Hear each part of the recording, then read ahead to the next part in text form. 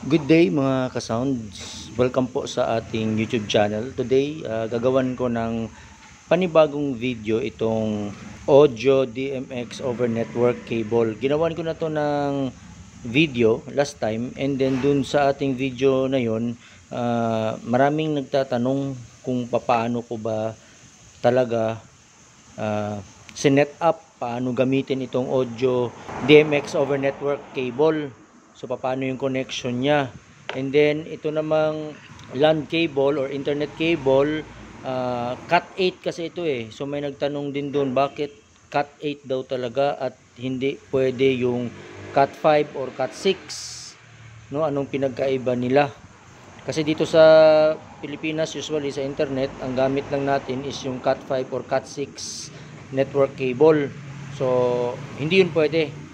Bakit ito daw talagang cat 8? So isa-isahin kong ipapaliwanag ulit kung bakit. So again, ano ba itong audio DMX over network cable? Again, isa lang itong snake cable. Kung familiar kayo sa snake cable, parang snake cable lang din ito na mas pinaliit, mas pinagaan, mas pinatipid. So again, mura lang ang bili ko nito. Nasa 1,080 pesos lang, dalawa na.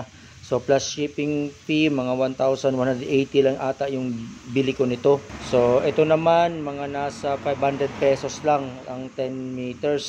So yung 20 meters nito, mga siguro nasa nasa 900 plus 20 meters. So 'di ba napakamura? Now, maraming klase ito, no? Ang design, yung friend ko bumili din siya pero hindi pa niya nagagamit kasi wala pa siyang network cable or internet cable. Ganito yung sa kanya, mas mahal yung sa kanya. Ito, 2 piraso. Pero isa-isa lang yan. Buksan natin, ha. Ganito yung sa kanya, oh. Oh. 1,000 plus ang isa nito. Ganyan yung sa kanya. 1,000 plus pero parehas lang, tapos may cable lang na ganito. So instead of box, ganito ang sa kanya. Yan. So parehas lang yan. 1,000 plus isa. So ito rin. Yan, 1,000 plus isa. So bale 3,000 plus yung nabili niya. Mas mahal. Although maganda rin yung feel niya. Ito medyo social. Pero parehas lang. Nasubukan ko na rin to. Tinesting ko na. Pinatesting niya sa akin kasi wala nga siyang network cable. Very convenient to carry. Ito lang siya, oh. Nakalagay lang sa ating mini tour case. Tsaka yung cable niya. Internet LAN cable. 10 meters. Ganito lang kaliit, oh. Kahit 20 meters pa yan or 15, 20 meters. Kakapal lang ng konti siguro. Mga ganyan. Ito ganyan, mga ganyan. Kasya pa rin dito. So napakaliit, napakagaan, very convenient. Imagine sa mini amplifier tour case ko lang siya nilalagay. Compare sa conventional na snake cable, malaki. So gagawa ka ng sariling tour case niya o box, tapos mabigat yun. So kung 30 meters yung haba ng cable mo sa snake cable, so ang kapal nun, royal cord, siguro mga ganun na kalaki nun, oh. Yung cable kapag ikot-ikutin mo, ganun na kapal yun. Tapos yung cable box niya, yung snake box niya pala, yung ganito is kung 16 channels, napakalaki nun. Gagawa ka talaga ng sariling tour case. Pero ito, very convenient. Dito lang siya sa loob, oh, dyan lang yung cable niya, 10 meters, kahit 20 meters pa yan, ganyan na yung kakapal. Lagay mo lang yan dito. Ayos, di ba? So, dun tayo sa connection na. Paano ba ito gamitin? So, simple lang. Itong part na ito, itong female, dun to sa stage, no? Dun to sa stage. Ito namang male is dito sa mixer. Yan. So kung makikita nyo, meron siyang mga port dyan. Meron ding port ito. So ipagdugtong nyo lang yan. Dalawa naman yan, eh. So ito, tsaka ito. So, kung paano siya i-connect or gamitin, so ganito lang.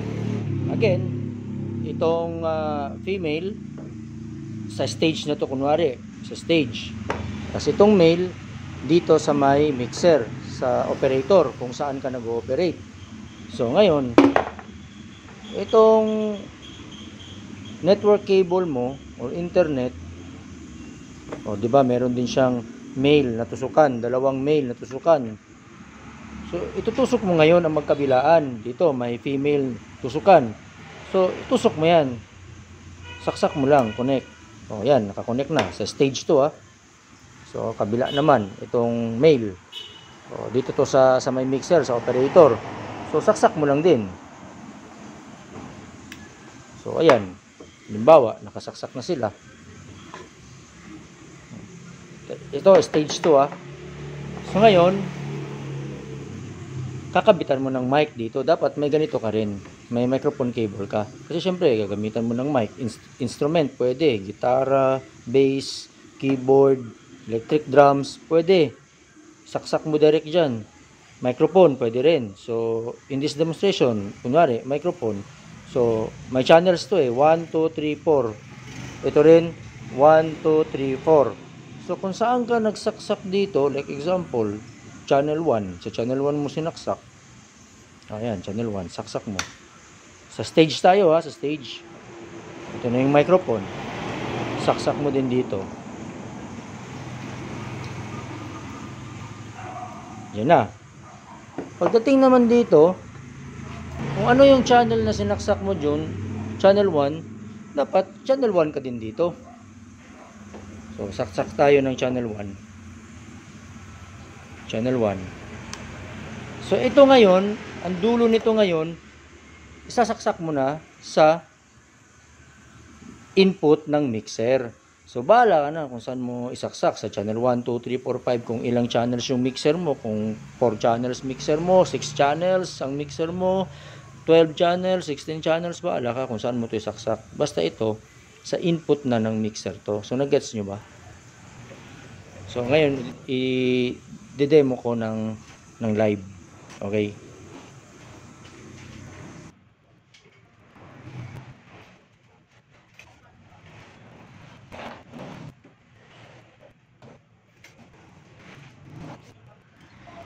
So, ayan mga ka-sounds na i-connect ko na, no. Ayan, kung nakikita nyo, ito yung sinasabi ko. Yung kabila, nung dulo niya, itong male, nandito sa operator. So, halimbawa, nagsaksak dito. Channel 2 ito, Ayan. Channel 2. So, dapat, channel 2 din yung nakasaksak dun. So, channel 2, meron ka ring patch cable na gagamitin. Tapos, saksak mo doon. Nakita nyo yun? Ito. So, nakasaksak din yan dyan. So, bahala, pagdating dito sa mixer, bahala ka na kung anong channel na isaksak mo. Hindi ibig sabihin sa 2 mo sinaksak dito, sa 2 mo na rin isaksak dito sa mixer. Bahala ka na kung saan mo ilagay. Pwede rin sa 2, kung gusto mong sa 2. Walang problema. Basta, ang mahalaga dito, kung 2 dito, 2 din doon. Kung 3 doon, 3 din dito. Gets nyo ba? No? So, ganyan lang. So, ito, male. Nandito sa may mixer, sa may operator. Tapos, ito yung sinasabi ko, yung cable, LAN cable, internet. So, ayan tatakbo yan ngayon dun sa stage. Ito. So, hindi ko na lang siya inayos ang pagka-setup, kasi demonstration na naman to. Tapos, ito yung dulo niya. Nakasaksak. Tapos, nakasaksak din siya sa 2. So, ito na yung stage na ito, Kunwari, stage na yan. Diyan yung front of house. So, yan yung ngayon. Yung microphone cable. Nandito sa mic. So, nandun yung operator. Pagpalagay natin, mga nasa 15 meters ang layo niya. 20. Kahit 50 meters pa. Pwede. So, in this way, Ito lang dala mo, maliit lang. Kita nyo naman kanina, nilagay ko lang sa mini amplifier ko yung network cable, LAN cable, tsaka yung ito mismo, audio DMX over network cable. Pinasok ko lang dun sa mini amplifier rack. So ganun siya kaliit, ganun siya kagaan, no? So nag-gets nyo na yung idea, mga ka-sounds. So imagine niyo kung meron kang apat na microphone.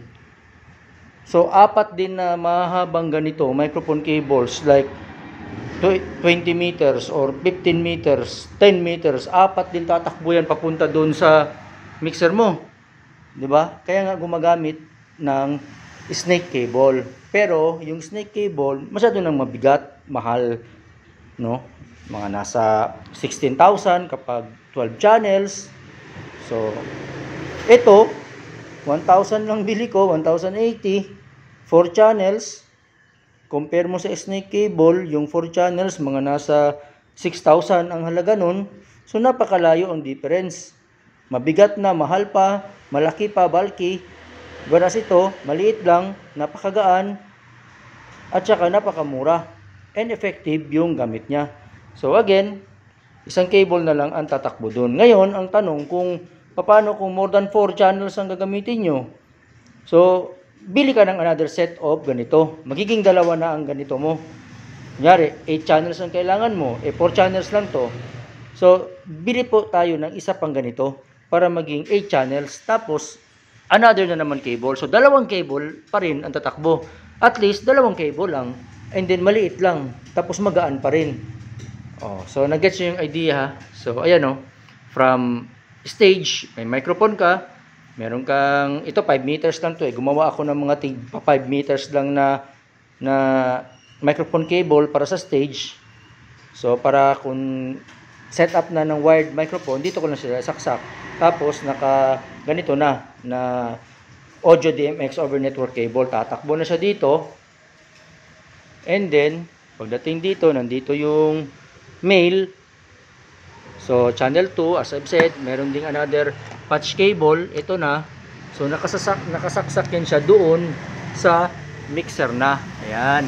Sa mixer na siya nakasaksak.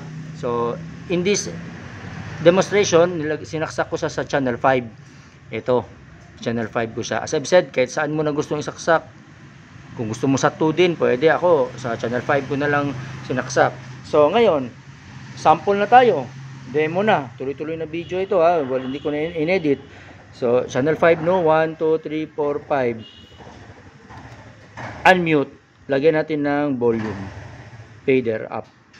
So, yan. Naka-fader up na tayo. So, ibig sabihin, tutunog na yan. So, balik tayo ulit. Balik tayo ulit dito sa ating stage. Kunwari, ito na yung microphone. So, mag-sound check tayo. Please sound check. 1, 2, sound check. Hey. So, tumunog, di ba? Hey, sound check. 1, 2. Hey. Microphone testing. Audio DMX cable network. Hey, sound check.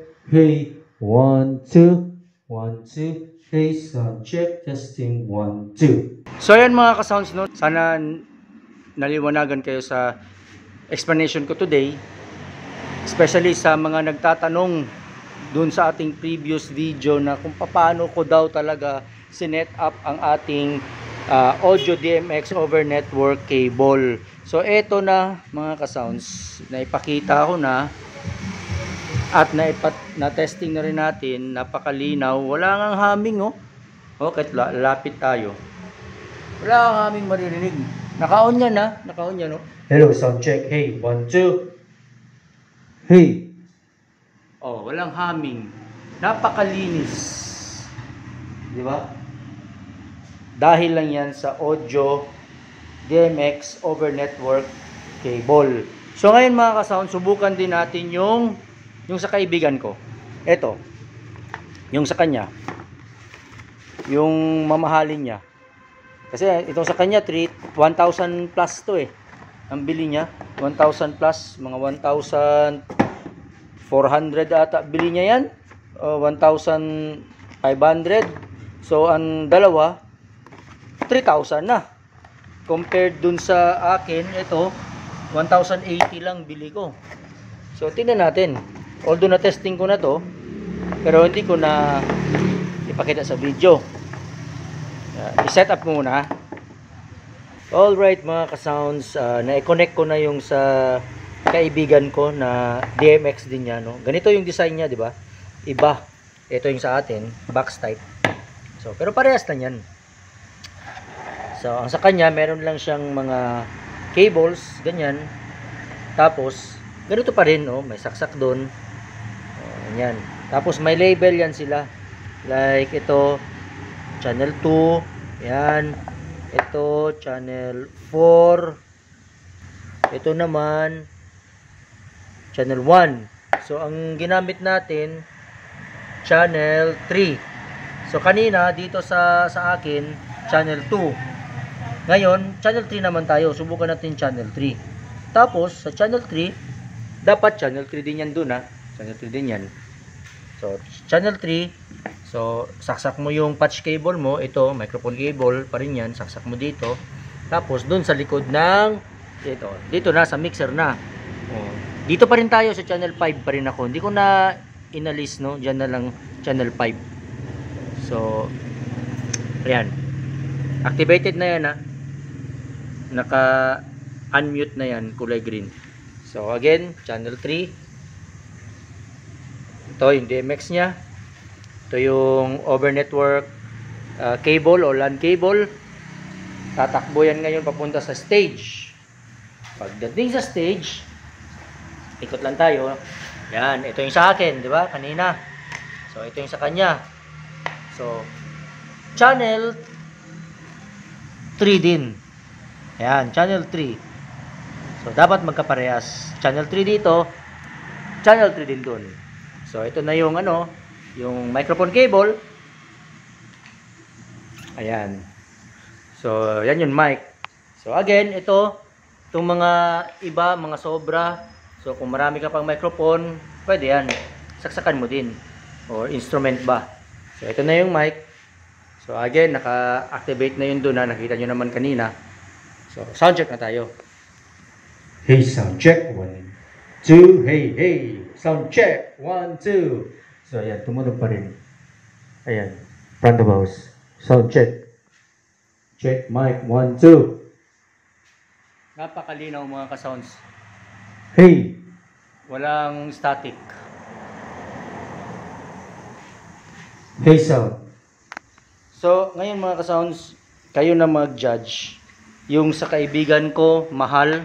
1,000 plus isa. Mga 1,700 daw yata ang bili niya nito isa. So, 2 piraso, 3,000 plus. Samantalang sa akin, 1,080 lang, dalawa na sila. So, same ang performance. Malinis, walang static noise. Hey, sound. Ngayon naman mga ka-sounds, pag-usapan natin itong LAN cable. So again, kanina nabanggit ko, Cat 8 ang gagamitin, Cat 8. So may nagtanong din sa comment section sa previous video ko nito, anong daw difference ng Cat 5, Cat 6, tsaka nung Cat 8? Bakit Cat 8? So technically no, hindi ko naman talaga alam ang difference. Basta ganito kasi yan sa instruction.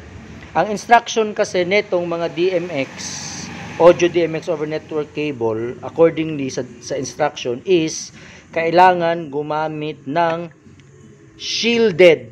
Shielded, again, the word is shielded LAN cable.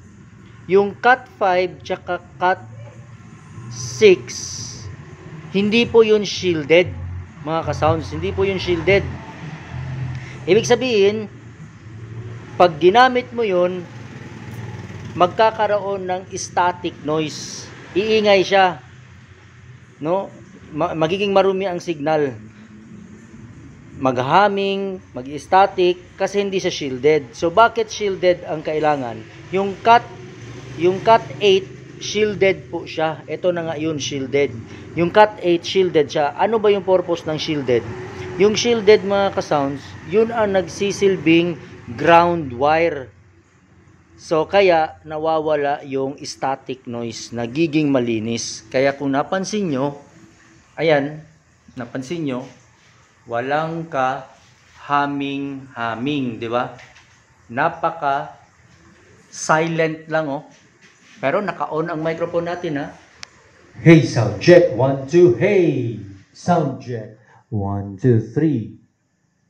Pero wala kang maririnig na humming kasi Cat 8 shielded ang ginamit natin. So kaya kung bibili kayo ng LAN cable, network cable, internet cable, dapat yung Cat 8 na shielded.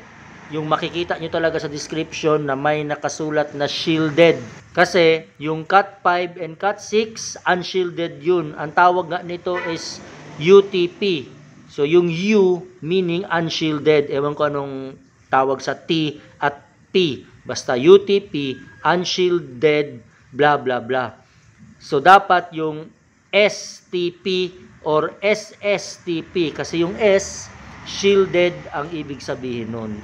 So, Cat 8, shielded po. Kasi nga, nung sa previous natin, meron din nag-comment doon. Sabi niya, akala daw niya na scam siya at sira yung nabili niyang ganito kasi halintulad talaga nung sa atin ganito.